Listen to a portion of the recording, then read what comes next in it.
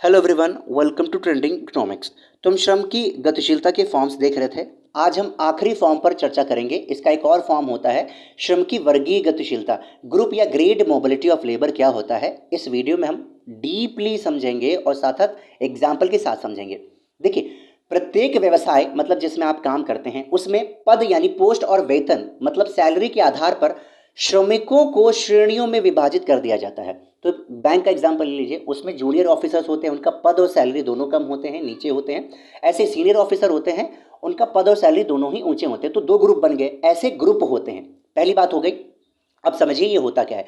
जब श्रमिक यानी लेबर्स एक वर्ग ग्रेड या फिर ग्रुप से दूसरे वर्ग में चला जाता है या जाता है तो इसे श्रम की वर्गीय गतिशीलता मतलब ग्रेड या ग्रुप मोबिलिटी ऑफ लेबर कहा जाता है।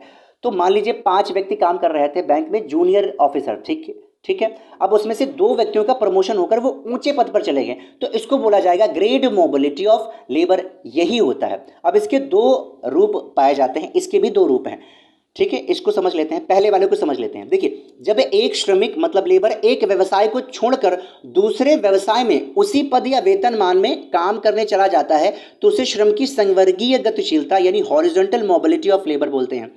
हॉरिजॉन्टल का मतलब जैसे आपने ए लिखा, उसके राइट साइड पे बी, फिर उसके सी ई डी, ऐसे लाइन बाय लाइन लिखते जा रहे हैं, तो इसको हॉरिजॉन्टल बोलते हैं।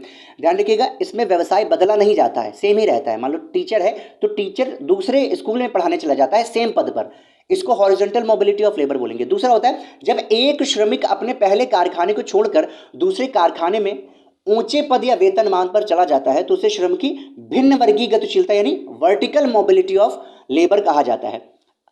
वर्टिकल का मतलब क्या हुआ, जैसे आपने ए लिखा, उसके दाहिने साइड पर बी नहीं लिखना है, नीचे लिखना है, उसके बाद उसके नीचे सी लिखना है, तो इसको वर्टिकल बोलते हैं। ये वर्टिकल होता है, खड़ा खड़ा। कुछ हम उदाहरण लेते हैं जिससे क्लियर हो जाए, बिल्कुल कॉन्सेप्ट क्लियर हो जाएगा।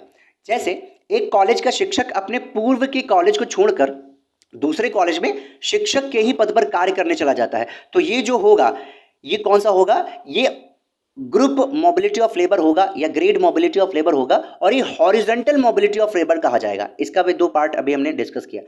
ऐसे एक श्रमिक जो एक फैक्ट्री में साधारण काम करने वाला पहले था और वो अब उस फैक्ट्री को छोड़कर किसी दूसरी फैक्ट्री में फोरमैन बनकर जाता है, यानी कि उसका प्रमोशन हो गया है।